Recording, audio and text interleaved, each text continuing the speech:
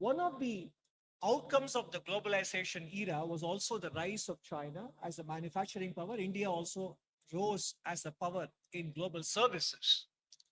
So what has happened in the last 25, 30 years, and it is continuing even now, is in several high-tech, medium-tech areas, the presence of China is pervasive and dominant. And the manufacturing as a share of world gross output, China's share will probably be higher than the combined share of the next 10 countries. It gives them a lot of strategic levers and advantage in several areas, as we will see later in some other dimensions as well. This is an important development along with globalization in the last 40 years. Now, along with the dominance in manufacturing, in terms of the materials and minerals required for global energy transition, let's first take a look at the solar energy. Global demand in 2010 was, China's share of the global demand was very small.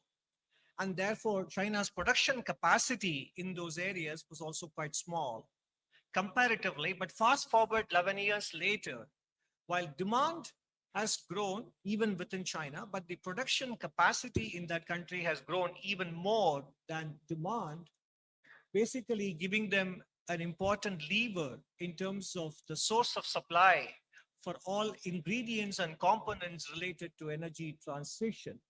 And if you happen to see the September 2024 report of Mr. Mario Draghi on the European competitiveness, the entire 75-page report is full of European concerns about the concentration risk that is there with respect to one country as a source of supply for all critical components and technologies with respect to energy transition and manufacturing, etc. Moving on from solar energy to electric mobility, if you look at the key materials that go into it, copper, lithium, nickel, cobalt, graphite, and the rare earth materials, the dominance, and this is a slide which we have shown you back in July 2024 as well, the dominance of one country is quite clear.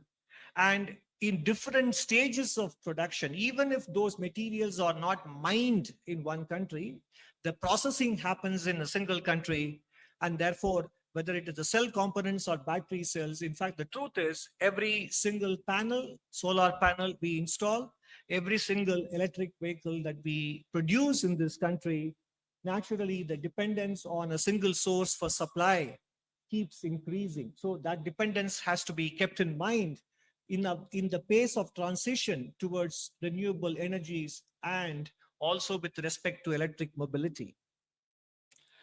So this is the global context, that the era of globalization, faster and larger movement of trade and goods and services and investments is behind us.